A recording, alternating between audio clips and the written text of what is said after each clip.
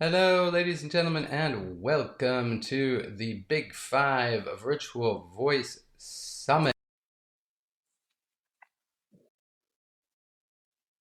Our next guest is Lara Chapman, and I am excited to welcome Lara here to the stream. Let's say hello, Lara. Hello, everybody.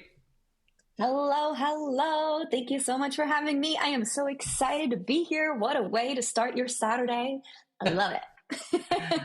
I love it too. Great. So, yes, you are a busy bee, right? I sure am, but I like being one because I don't know if you're the same, but like I get energy from being busy. Like if I don't have like meetings and lessons and things to plan and videos to shoot and all that stuff, I get tired and I need to take a nap in the middle of the day from doing nothing. And I'm like, what? That makes no sense because when I'm busy, I'm like, I've got all the energy in the world. So it's really weird how that works sometimes. It is. It is. I think it does have something to do with chasing your passion.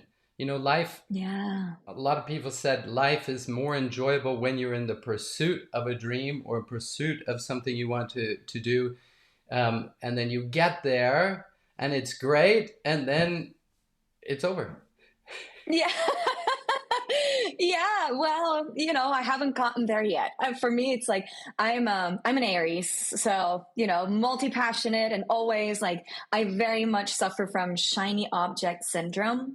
And so it's like, I just like, this sounds like fun. Awesome. Let's go chase this. And then, like, for me, it's very much to actually like reach, very much difficult to reach a destination because I always get distracted by other things that I also want to do.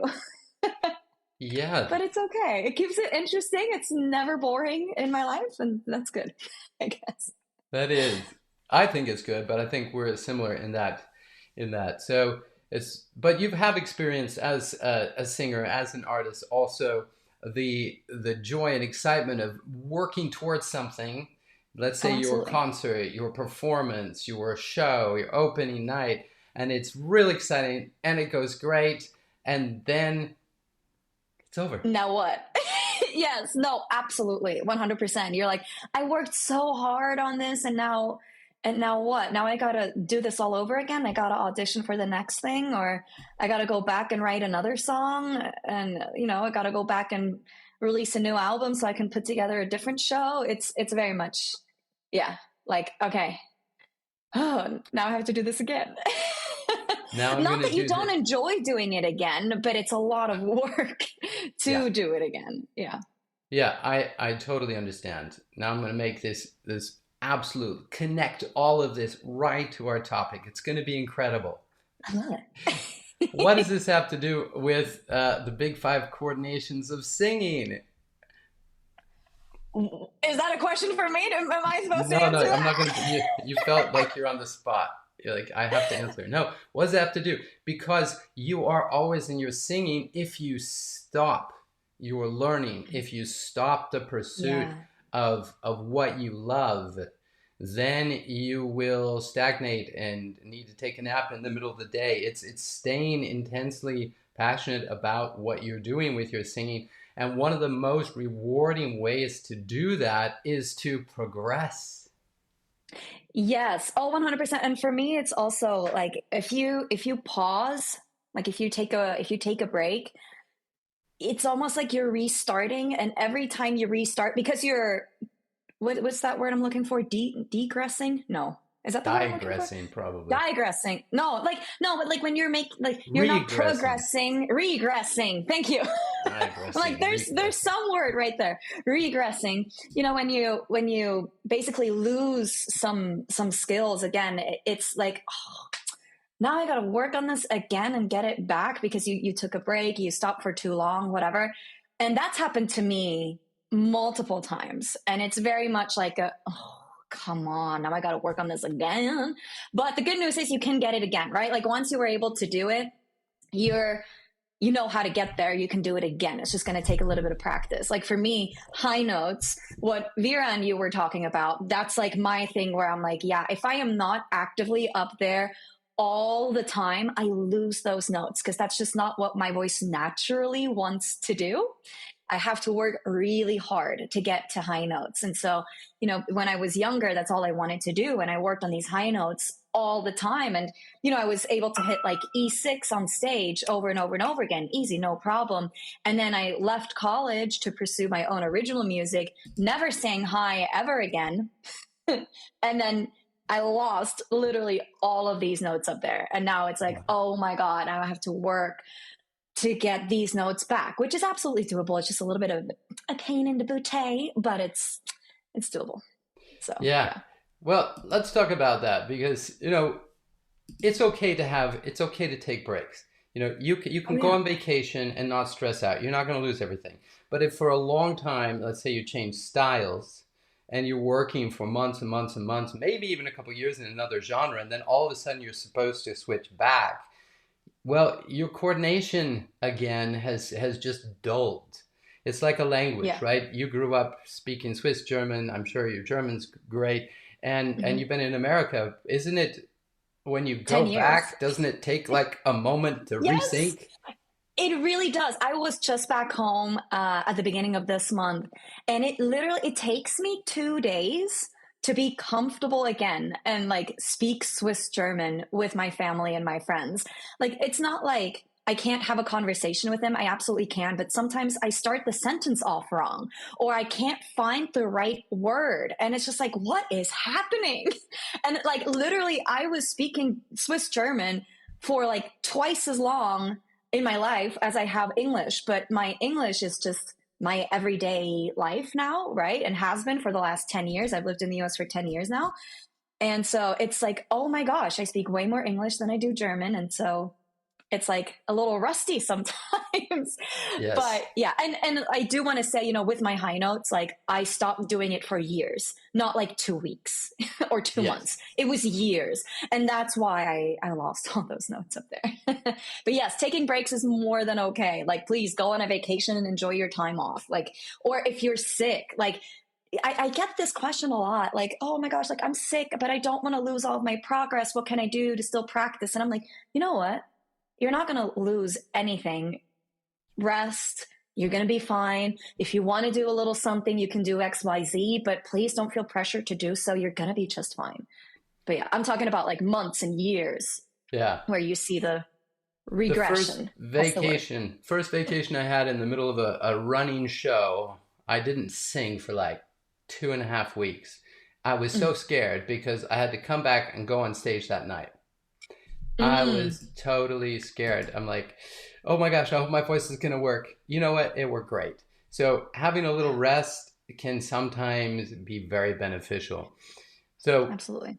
and to get your high notes back, again, you're coming back to these coordinations, these big Hmm. five coordinations to reestablish things. So what do you think when we first talked about the big five, or when I said the big five coordinations of singing, what what clicked in your mind that said, "Oh, okay, yes, this is really valuable for singers to be considering and working on." Yeah, I think a lot of times as singers, we get so caught up with the end result. Like we're really just trying to get to the end result. We're trying to improve our tone or we're trying to increase our range, but we don't understand what needs to happen to get there. And especially in today's day and age where we have like a zero attention span and instant gratification is absolutely a thing. Like if it's not happening right now, then, oh, it's not meant to be. I'll pick up a different hobby or, whatever. I just don't have the talent for it. I can't learn it. Like, no, it just takes time. And so when you were talking to me about the big five, I was like, yeah, like it's really important to understand how all the different parts of your voice, how they all work individually and how they are connected so that you can get to the result that you want to get. Because then you can start like almost coaching yourself because you have a certain level of awareness. You know that if you lower your larynx, your tone is going to get warmer and richer and just not as bright, right? But if you lengthen your vocal folds, like you were talking about with Vera earlier, you know that you're going to sing higher, right? And to do that, you need to tilt your larynx. And like if you just understand all these different aspects and components and parts of the voice, you can then put it together and coach yourself better because you know how everything's related and connected. Yeah, I really like that you brought up this thought of coaching yourself. Every people think they need a vocal coach all the time. I'm a vocal coach. I work with singers. When I was a professional singer, I had coaching a lot as well. However, the work you have to do yourself. You have to become one of your best coaches because you're going to be Mm-hmm. singing. You can't take me around in your pocket everywhere. We can. Yes. It's hard to take Philippe and Laura nowadays with social media. You kind of can, but at the same time, you're going to have to be the one that makes this happen. And our purpose is to guide you. And a lot of Mm-hmm. people, I asked you to speak about the big five coordinations in relation to how can you fix your mix. And I know Mm-hmm. people use the term mix broadly, but Mm-hmm. I know you're really good on this and about at this, and I know you became really good at it because you experienced the diversity, the difficulty of being out of balance with the big five. So Yes. that's my segue to say, there you go. Mixed voice. Yes. No, I mean, mixed voice for me was a necessity. It wasn't something that, like, I always wanted to learn it. I was always fascinated with it because I always felt like I was hitting the ceiling with my belt. And, it was like full steam ahead or absolutely nothing. Like, not absolutely nothing, but like, switch into a weaker head voice, right? Or my head dominant mix was great, but there was still like a gap between my voice. And so I was just pushing my chest voice higher and higher and higher and, gaslighting myself into this is fine. This is going to be okay. And the more I do it, the easier it gets. And newsflash, it never gets easier if you just yell. But yeah, I was definitely screaming. I was yelling on pitch. And uh, for me, like when I say like I really got into the mix thing out of necessity is because like I developed a vocal injury and I lost my voice for 4 weeks. I couldn't sing and I couldn't speak for 4 weeks. I was in so much pain. And, I developed vocal, they called it pre-nodules. It's the same thing as a vocal nodule, but just not as big and as developed. It was just like itty bitty because it was in the beginning stages. But yeah, I mean, my ENT, my laryngologist was basically like, so the good news is you're fine. Like a little bit of rest, like, a little bit of speech therapy. I worked with an SLP, a speech language pathologist, and you're going to be okay. The bad news is if you don't make any changes, you're going to be back here every couple months. And the time frame is going to get shorter and shorter and shorter because the voice is just getting less and less and less resilient with age as well. And so I was like, okay, well, if I want to keep my job, then I need to make some changes. And that's where I got really into releasing tension and making singing feel as effortless as possible. And mix is a huge, huge part of that. When a lot of people in the commercial industry, like popular music, Mm-hmm. it's like the holy grail is to sing mix, and I understand exactly what you're talking about, and what you needed to adjust, but I do think there's a lot of confusion out there to what is exactly a mix. And Mm-hmm. so let's just take the big five coordinations of singing. You said that you were yelling on pitch. So if we have like the five coordinations singing, airflow, air pressure, vocal Mm-hmm. folds, pharynx, tongue, and embouchure. If a singer is like overpowering and yelling on pitch, they are doing too much What? of Yes. several things. So let's backtrack it. You could actually have the perfect embouchure. Your tongue could Mhm. be in the right position. Your pharynx could be pretty close, but your vocal folds and your air It's pressure is mostly the just getting vocal folds. trashed.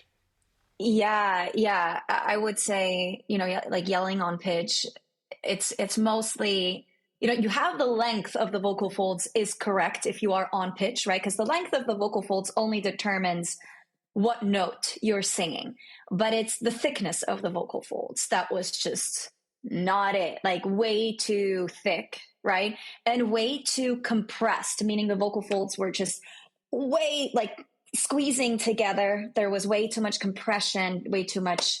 You use the term adduction, I think, Yeah, right? yeah, Kaya's. I can't wait for Kaya's to come on here as well because exactly adduction, compression, thickness. Mm-hmm. Is there a difference, or are they all related? So we're going to talk about that coming up. Mm. But yeah, so what did you do to adjust it, and what's a tip you could give singers that you're going to be talking about in our intensive Yeah. training program that's coming up here that can Yay. help? Yeah, so I mean, it depends on what kind of singer you are. And I developed like a whole quiz for this, like to help you identify your vocal personality or your vocal persona. Like, are you someone who tends to overpower, or are you someone who tends to be a little too soft? And I know you were talking about this with Vera earlier as well, but if you are an overpowerer, like someone who's pushing a little too much, like I was, aka a little bit like yelling on pitch, or you're going like and then you crack up into a head voice. If that's what's happening, then your best friend to decompress the vocal folds is going to be to work on a breathy voice. So I truly believe in this like practice technique called overcorrection. So we're going from one extreme, meaning overly compressed, like vocal folds are squeezing together too tightly, to the other extreme, which would be breathy, right? The vocal folds are not coming together enough. So there's like too much air leaking through, essentially, just to relax this muscle here that's connected at the end of your vocal fold. It's called the transverse arytenoid muscle. We need to relax that muscle a little bit so there's not too much squeezing happening. And then we can meet in the middle where you're getting that balanced tone. So that's how you're going to get rid of the compression. And another thing is just really working on head voice. That's another way to get balance into your singing, right? So just getting that stretch going in your vocal folds is really important so that like you can actually gradually get higher and higher and higher. If you don't have the stretch, you can't. So those are the two big things that I worked on. Yeah, that's excellent. My camera froze up, so I'm switching back and forth. And I'm not growing as we speak. That's why Okay. I go. I don't know. It just froze up. So that's we'll fix that up. It's the day of technical challenges. Maybe it'll switch back now. Let's see. Nope, it's still Nope. frozen up. So I'll disconnect that, and then we'll fix that in a minute. Um, excellent. This is what you get for being live. You got to roll with the punches. You do. You got to go with it. Okay, cool. I loved everything you just said. What is one of your favorite exercises that one or tools when somebody comes in and starts talking with you, singing for you, and you're like, aha, okay, they're like really overpowering things. How do you Mm-hmm. help them find a way to release all that compression and thickness? Is there a tool or a kind of a, I'm sure you have many in your toolbox, but what's Yes. maybe something you'd like to share? Oh, too many. Okay. if I had to, oh my gosh, okay, I'm between two. One would be a flageolet exercise to get the stretch going, right? To let your vocal folds get thinner. And the other one would be a breathy voice exercise. Which one do we want to do? Or do we want to do both? I say you just start with one, and if we have time, we'll do both. Okay. Okay, let's do the breathy voice one because Vera was just talking about head voice stuff. So for breathy voice, what I would do is like a ha ha ha. It's not pretty. I know it sounds very weird, but it's not supposed to sound pretty. Again, like trust the process, forget about the end result that we're going for, but we're making it as breathy as you possibly can by starting on that H, like the ha ha ha ha, and hear how that's like in my chest set, not like ha ha ha in my head voice, and then you just go up ha ha ha ha ha ha. Now, if you're struggling with getting a breathy sound, period, we would just start with doing some simple sighs, like just a or you're literally just sighing. We're not like singing or hitting specific notes. We're just sighing. Because anyone can do that, right? We're basically pulling from primal sounds, sounds that we use in our everyday life, and we're pulling that and using that in our singing. So it just doesn't have to sound pretty. 10 out of 10 breathy. And then we can go to this exercise. And again, still 10 out of 10 breathy. You're running out of breath really quickly, and that's okay. Let's do one more.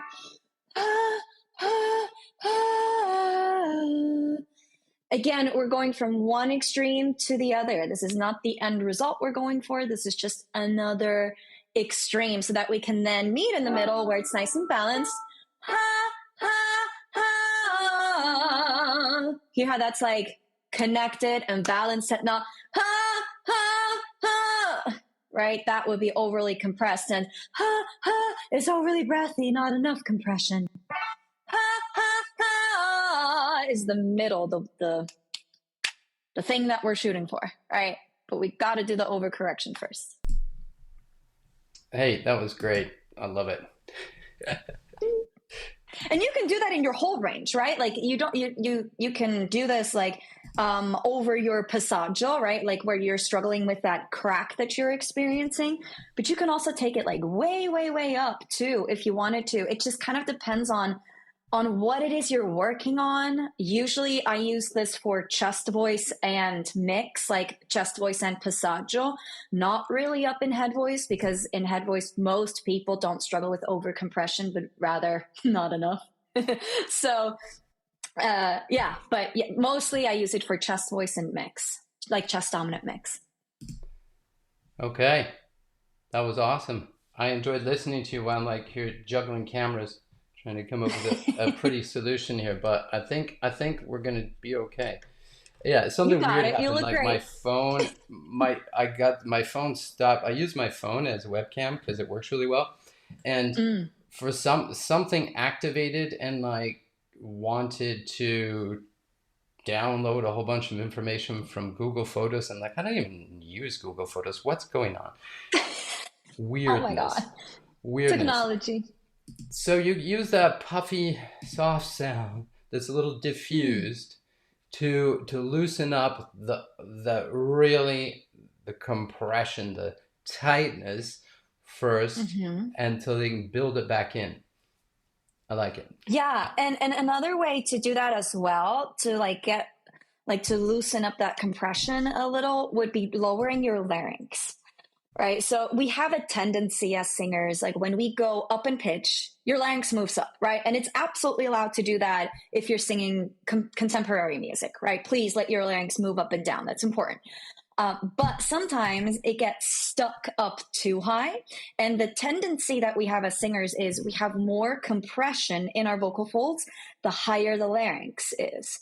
So if we just inhale through a yawn, ha, ha, that helps us to quickly like lower the larynx, bring it back down, and then it can move freely again and it's not stuck up there. That was another thing that I worked on heavily, just to stop squeezing so goddamn hard. I'm so glad you said that because it's something I talk about a lot. I experience in some different methodologies with different teachers that their kind of go-to solution for getting people to sing high notes was to raise the larynx. And Mm. I I experienced so many singers that I've been working with that had that training. The larynx just gets stuck. I say you Mhm. just run out. You're going to run out of your range of motion. The larynx doesn't need Yeah. to be higher than it needs to be. And it can be a good tool in the beginning just to help people begin to Yeah. get the stretch. It does make it a little easier. And it works also against if somebody's like, ah, ah, ah, and they're really Hmm. pulling down on their larynx. Sure, it could get them to loosen that up as well. So I think Yeah. that's really key to watch out for in your singing. Well, and one thing too, like if you watch any YouTube videos or reels or TikToks or whatever, wherever you're getting your information on singing, everyone's like their go-to exercise for mixed voice is this whiny sound.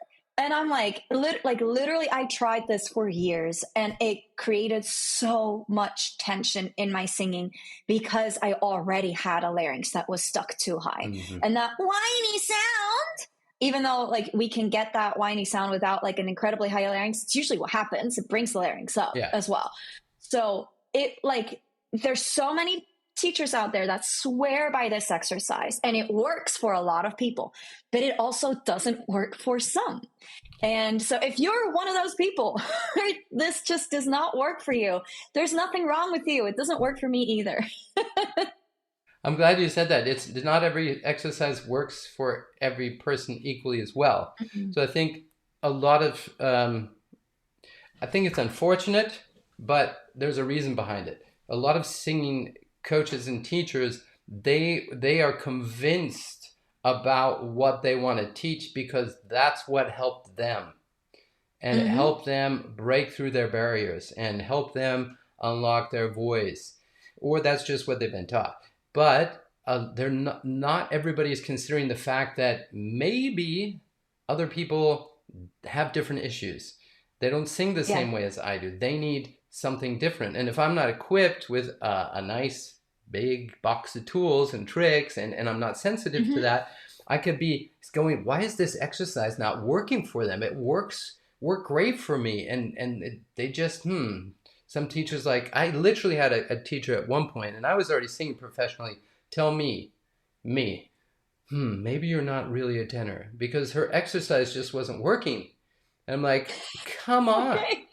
I've been singing up to like D's and higher for years. Of course I'm a tenor, Mm-hmm. but she just couldn't, she just didn't know. And Yeah. I learned a lot of good Well, things from her in other ways, but it's really like, important to be sensitive to yeah. what you need. Oh, absolutely. But it's also like you can't expect a vocal coach to know everything. Right. Like I like on my Instagram stories recently, I had this box where it was like, ask me anything, right? And somebody asked about whistle. And I'm like, that's just not my wheel box. Like my wheel box? No. My Yeah, my what is the what am what am I trying to say? This is not my thing. Okay, I don't do whistle. I don't know much about whistle. I personally hate it. I think it sounds terrible. It's more of like a party trick than anything like vocal technique and all that stuff. I personally just don't really like it and have zero interest in it. So if somebody asks me about whistle, I'm going to tell them like, "Hey, I'm not the person for you. If that's what you want to learn, please go see XYZ. I am not the right person for you for that." But it's important that as a vocal coach, we can admit that and be like, hey, this is wheelhouse. Thank you. Thank you. Wheelhouse. I'm like, what am I looking for? Um, Not my wheelhouse. So yes, not my thing. Please go see somebody else. Or yeah, and just like admit Yeah. that that's not your thing, or you don't know enough about it, or whatever. Yeah, I mean, I think it's real impressive too, those whistle tones, but it's like on my list of one of the things I still have yet to learn. So I'm the same Mm. way. If somebody wants to learn whistle tones, I know how it works. I can goddamn, but I've never taken the time to really do that as a man.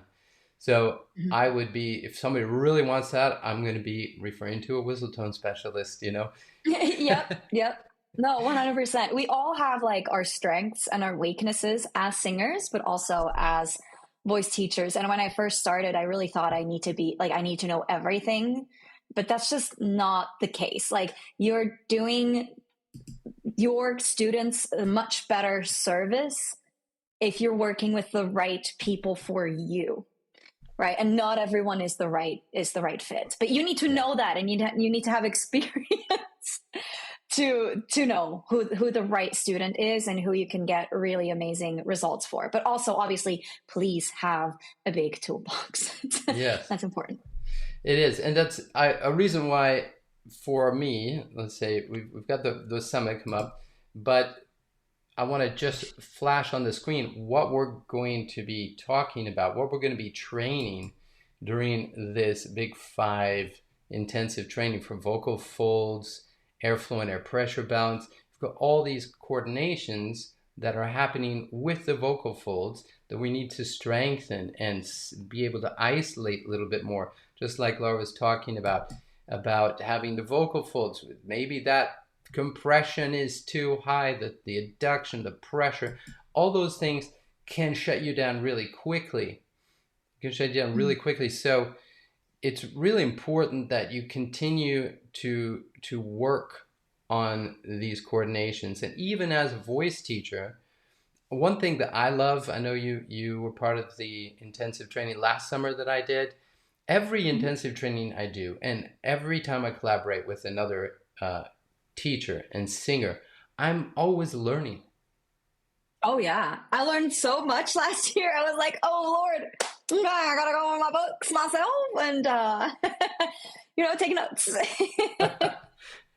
So yeah, if you are coaching or just starting to teach, um, it's so valuable that you attend these sessions. It's not only going to make you a better coach, you're going to learn from some of the best coaches in the business. They have a lot of great tools and they have years of trying different things out. They can tell you why this exercise works, why that one doesn't, what things to watch out for.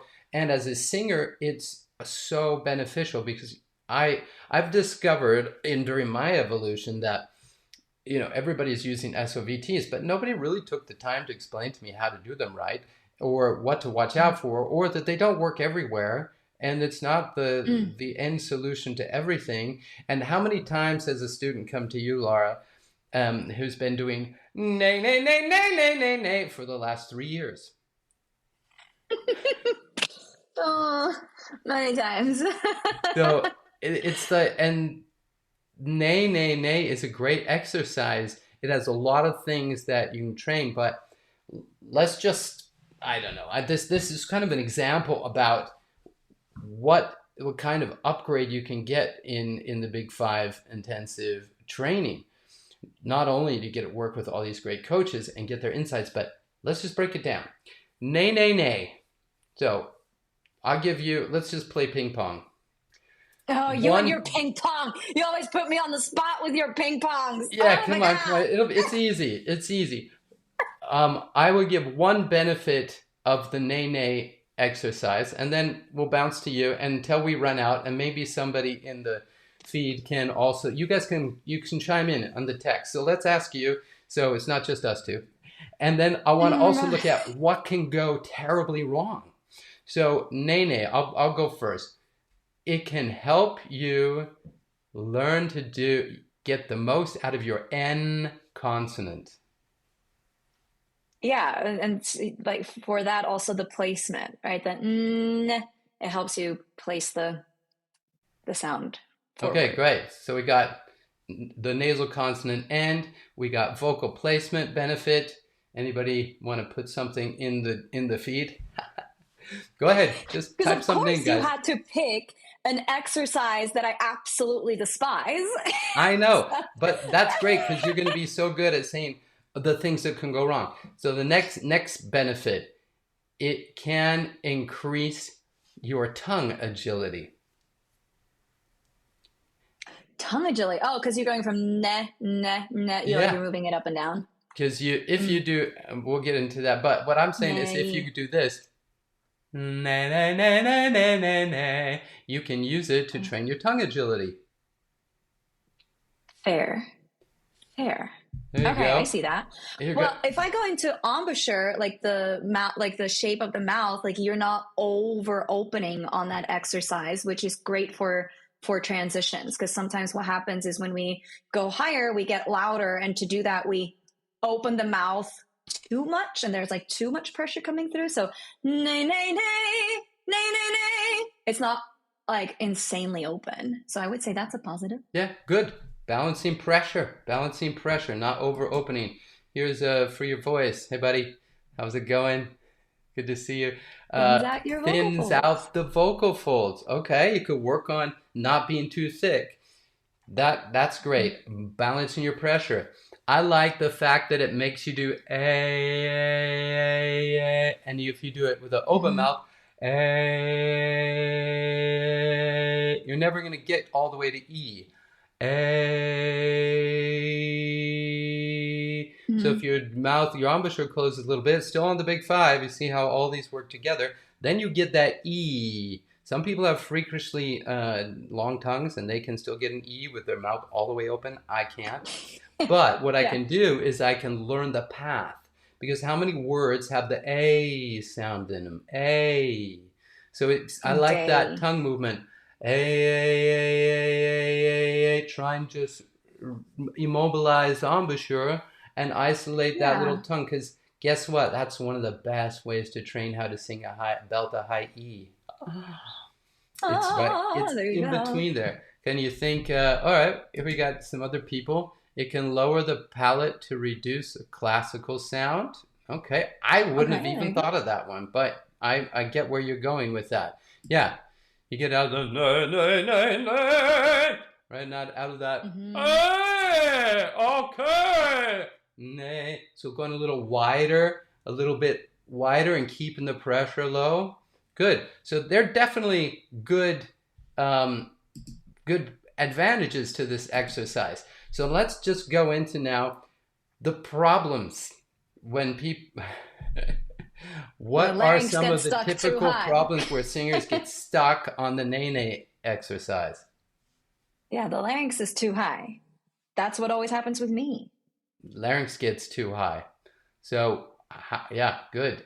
Big five coordination.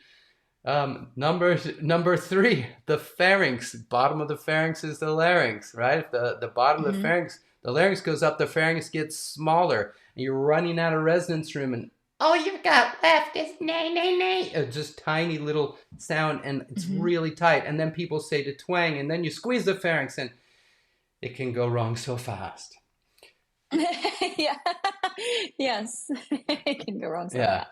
So, and that's actually, I have a client that they was asked to do that for years and years. He said, I don't know, before I came to you, I go to my voice lesson, and it's a pretty famous studio, and all I do was they just have me do nay, nay, nay for several years. I'm like, well, what kind of sound do you want to make? It's like, I want to make Hmm. a really big, open sound like Elvis. And I'm like, well, maybe But that that's not wasn't going a to help good you get there. choice. Yeah, but you're bringing up such a good point here, though, because like it so matters what your goals are. Like that's always the first thing. Actually, the second thing I ask a student, like when I meet a new student, first is like, what is your experience, and second, what are your goals? And if your goal is to get a big, warm, open, juicy, rich sound, then we're going to do exercises that are going to help you get there, not twangy and bright exercises like that, because that just is not gonna. help. So it goes back to awareness, right? Like you need to be aware of what certain things are working on and, what you need to change to get to the desired sound. So, anyways, sorry, that was a little bit No, much. that's so on point. It even when you're using the big five coordinations of singing, you are combining them to create the sound you want. And if Mhm. you have flexibility in that, then you can move those fingers. It's still one hand, they're all connected. But if some of them are stuck, you'll just end up saying live long and prosper, and that will be it with your singing, right? So we got to Yeah. learn to coordinate them in a way to specifically create the sound you want to create. And that's where the artistry comes in. That's what it's all about. Not every singer wants to sing classically. Not every singer wants a light pop mix. Not every singer Hmm. wants to do riffs and runs. You know, not every singer wants to be a musical diva. So it does Yeah. depend on what you want, how you're going to use these coordinations. But our message is you have to have great skill level and control over these coordinations, and the more coordination you have, the easier you can combine them to get the exact right Oh, result yeah. you want. 100%. And, sometimes it's like, and this is a mistake that I made.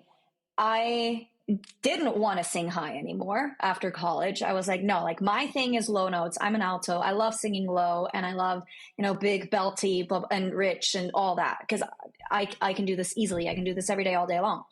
And then because I stopped working on all these high notes, I lost my balance and belting became heavier, more difficult, and just more and more and more exhausting because I fell out of balance. And so just because you don't necessarily want to sing high notes doesn't mean you should never train them because they can absolutely like having that flexibility in your voice that comes from your head voice is crucial for certain other things that you want to do. And that's where it gets tricky. And that's where, like working with a vocal coach is really helpful because they know that. It's kind of a little bit like you got to trust the process and just be Yeah, like, I know you don't want to do this, but we have to do this other thing. But it's our job to make you understand why we're doing certain things. Because when you understand why, then it's like, oh, okay, I can take one for the team. Like, I know if I take cough syrup, my cough is going to go away. So, sure, I don't like cough syrup, but I'm going to take it anyways. yeah, That's kind of that. Yeah. that's excellent. Tell us, please, why should singers and singing teachers be seriously considering joining our Big Five intensive training this summer? Why? Because I'm there and I'm awesome. That's the reason enough. No, I'm just kidding. Sorry. No, because so again, like you said, we were doing something like this. It was a mixing and belting intensive last year. And I was like, I learned so much there. And I've been teaching for years, probably not as many years as you have, Philippe. You've got some years on me, but, I've been teaching for a long time. And it's like, oh my God, like I learned so, so, so much. And I also like learned how, uh, there's different ways of saying the same thing and we all mean the same thing. So it helps you better communicate with your student. And as a student, it also helps you better communicate with your coach, right? If you have different ways of describing what it is you're feeling, it's so much easier to be on the same level with your coach. So both parties understand what you mean and what it is you're trying Mm. to describe. So just the level of communication increases dramatically, whether you're the student or the teacher. Now, if you don't work with a teacher, why should you be there? I mean, my friend, like, if you don't have anyone coaching you, you need to be there so that you can do a better job at coaching yourself. Because you probably have been watching a bunch of YouTube videos or reels or TikToks, and some of the things apply to you and they worked for you, and most of the stuff probably didn't. And now you're frustrated and you're like, why does this video have 1 million views, but it's not working for me? Because it doesn't work for everyone. But if you understand the big five and all the things that we're going to be talking about in this month-long event, then you can coach yourself better because you understand what applies to you, what doesn't apply to you, what you need to do in order to get to your desired result. You know that if you want to mix, you also need to have a head voice up there too. Even if you want to belt, you need to have the agility and the flexibility and the lightness of the head voice, right? You can then put all these different things together and have just such a better awareness level, higher awareness level, and coach yourself better, whether you're working with someone or by yourself. It's crucial to understand these things. You make so much more progress, so much more quickly when you understand this stuff versus when you're just typing into YouTube best vocal warm up and you just do a warm up blindly and you don't understand what to pay attention to, why we're doing these things, and why it's important, right? So, Yeah, that's anyways, that's why great. you should be there. Wonderful answer. Very inspiring. Also, you came back to progress, tying it up like with a nice bow on top where we were at the beginning of this stream. Is just that progress keeps you motivated. Progress keeps you happy. Mm-hmm. Progress, it builds your confidence. Progress enables you to realize your singing dream. Join us, everybody. Absolutely. Thanks, Lara, so much for being here. Thank you. Join us for the Big Five Intensive Training event coming up starting on June 8th. All the info is in the description. If you have any questions, reach out to me, reach out to Lara. Have a great day. We'll take a short break and we'll be back with Kaya Herstad Carney. See you soon. Bye, guys. Bye.